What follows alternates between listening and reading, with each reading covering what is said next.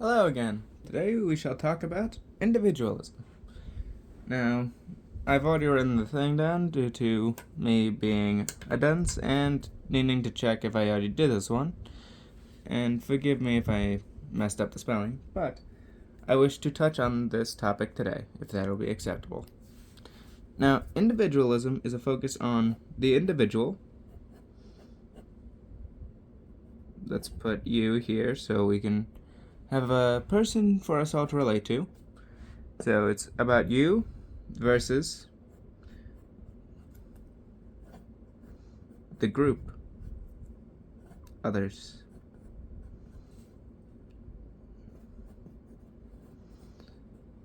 Where this is important is the difference is between a collectivist and an individualist mindset says to always favor or one side or the other. So, for an individualist, they want to side with the individual, in this case you. For a collectivist, they want to side with the others. Where this plays into politics and policy is fairly self-explanatory. For an individualist, the idea of favoring the collective over the individual is a bad thing, normally. That's not to say they are against completely all forms of punishment of the individual for collective benefit. They still prefer to give the individual leeway. For example, they won't tolerate a murderer doing what they do, but they will decide to, for example, allow people to freely speak, or to do things like, say, drink, drive, maybe not together, but certainly apart, take drugs on occasion, and, in some very weird instances, even kill themselves. Now, I'm not that far gone in terms of individualism, but there are definitely points where individualism heavily favors the singular person. Liberalism itself has a very noticeable part of it that is individualistic. In fact, liberalism actually has a individual and a collective part. For the individual, you have people like Locke, who will say that each person may choose to enter into society, and furthermore, that these social contracts we agree on are so that the individual is protected in their rights. Now, the Rousseauians tend to favor a more collectivist understanding of liberalism. The whole idea of the enemy of the people is the one who first laid down a fence and claimed a field. That idea. Because to Rousseau and those like him in liberal projects, the idea of separating people is inherently against liberal values, in particular, equality. Now, Rousseau is a whole host of an issue, which I could get into, but calling him French is good enough, so we'll leave that collectivist idiot on his own for that. But the thing is, when we look at ideas like, for example, liberalism, communism, fascism, feudalism, that's more an economic system, but still, the ideas that come along with each of these, it should be important to note that there's always some level of a divide in between them, especially among liberals, about the individual and the collective. For the liberal, several of its values actually clash here. For example, the value of liberty, which is very much a liberal virtue, clashes with equality and fraternity here. Because for the liberal, all of these should win, but they can't, because each of them has their own clashes. If you let everyone do their own thing, number one, they're not always going to associate with each other, so you can't have fraternity. And number two, they're not all going to receive the same results, have the same opportunities, or be judged the same. So you can't have equality. And so what that means is the liberal's own belief system and its own core principles are clashing inherently. And what this means is you will have those who lean to one side or the other. And what I've seen commonly is people will look at liberalism and blame the individualist aspects of it for the collectivist results.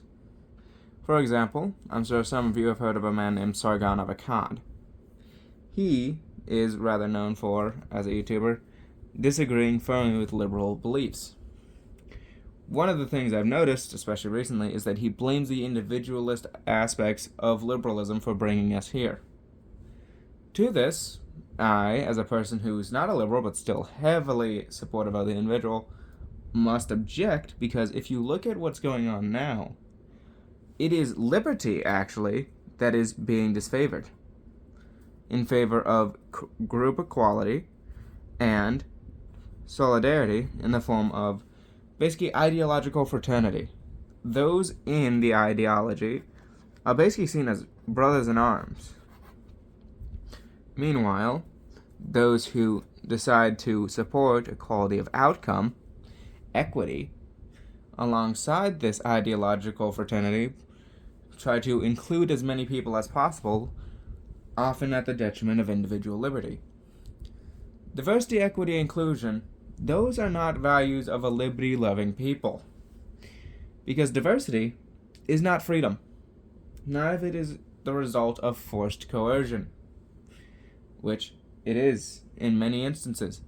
The point of a DEI quota is to necessarily force upon the business the requirement that they must hire so-and-so because they meet these criteria and they haven't filled enough slots. That goes against personal liberty and the ability of the people hiring to, hire what they need to make the business run efficiently.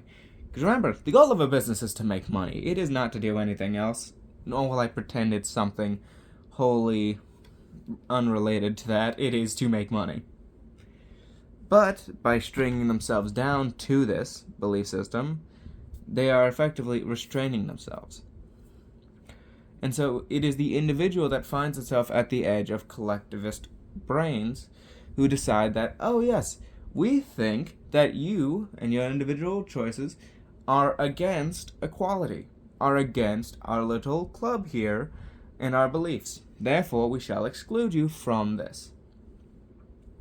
The problem with liberalism isn't liberty. That's not what causes the problems. It is equality that is causing the problem here. Liberty and fraternity can work. They can.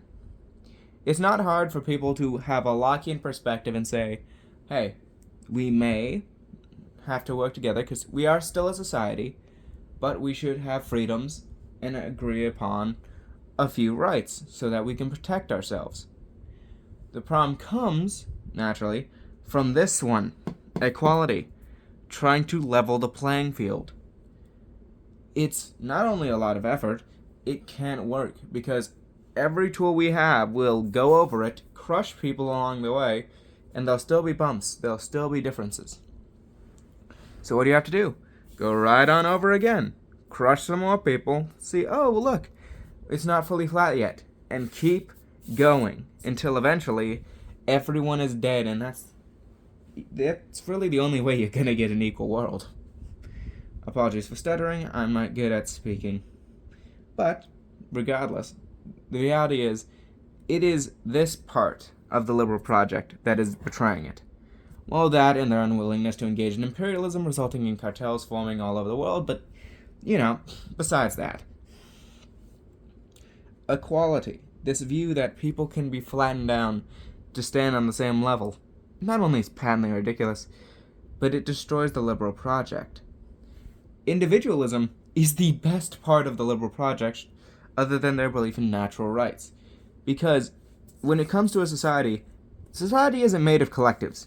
It's made of individuals. Individuals willingly cooperate in a web we call relationships, with different people having different relationships depending on the situation, and the result of these situations being, people have different feelings and different ways of going about things. For example, some may be friends, others may be parents, and others maybe have marriage.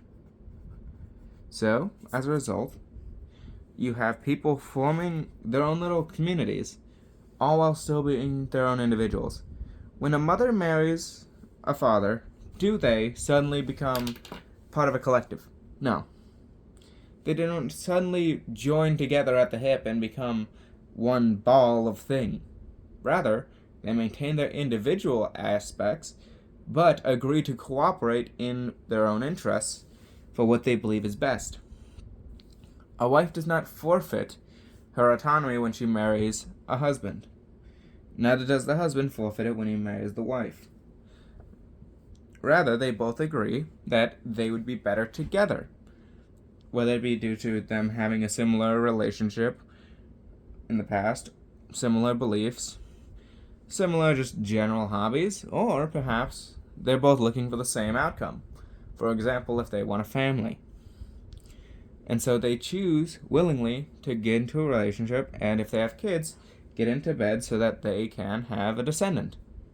Said descendant can also act as an individual separate from their parents. Look at me. Am I, by any stretch of the imagination, like my parents? You may not know them, but if I told you that they were both general conservatives who one works for the government and the other works to help the elderly, if I were to say that I am like them, number one, that'd be a bit of a stretch, but also, you could tell pretty easily there are some major differences. Notably, I'm left-handed. They are not. My mom's ambidextrous, but that's about it. I am my own individual, separate from my parents. Have I stolen a lot from them? Yes, I have copied quite a few mannerisms and adapted a lot of my verbiage from them, minus their swearing. My brother took that instead. But, regardless, even though I took much from them, I'm still me. I'm still unique. My dad's still unique, so is my mom. So is that dog over there who's currently laying on a bed. As a result, as individuals, we still maintain ourselves, and it is our cooperation with each other that forms society. The collective has one use, and that's averages. For example, take my mom and my dad. They have notable traits, one being female, the other being male. They have a history. They actually served in the same job before. And they also are parents to 2 sons. As a result, they would fall into several collectives. They are both parents, mothers, fathers, and of course, those with males as descendants. However, the only use for that is truthfully just a matter of numbers, calculations, averages. For example, how many parents are divorced? Alright, let's look at the numbers of those with kids and how many have a divorce status. Okay, here it is. Here's how it's going. How many have married again? Let's look at the numbers. Bloop, bloop, bloop. That's it. What do those averages honestly tell you about the individuals? What does that tell you about my mom and my dad? Nothing, really. You could have 99% of marriages end in divorce, and that wouldn't tell you whether or not my dad or my mom were among them. Simultaneously, if the reverse were true and 99% of marriages stayed stable until death, would that tell you if my parents were divorced or not? No, it wouldn't.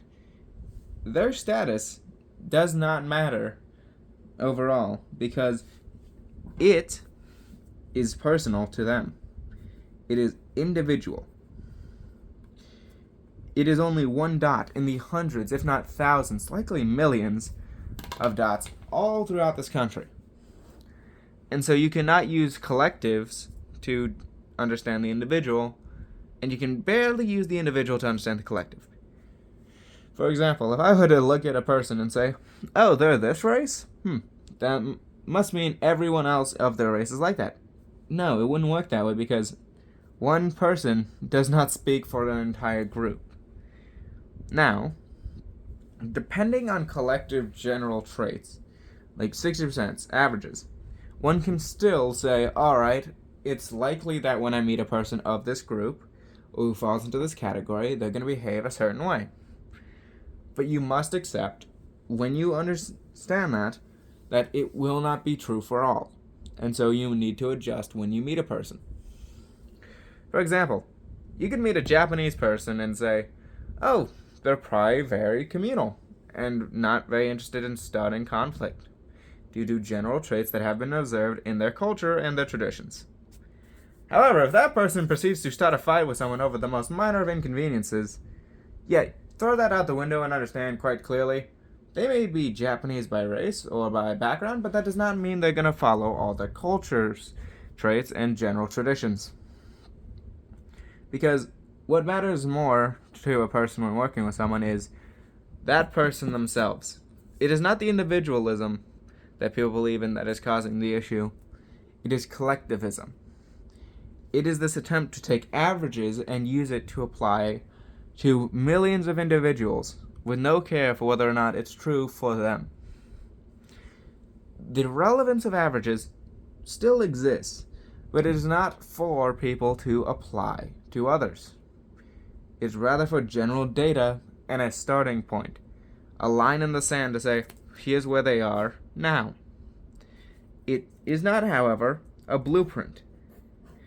It does not say, do this, or invade that. Rather, it just says, these are general traits. You could notice, for example, that a lot of women voted for a Democrat last time, and ask a woman, did she? That woman could very well say, no, I voted for Trump, and respond by saying firmly that she believes that Trump is the best person in the world.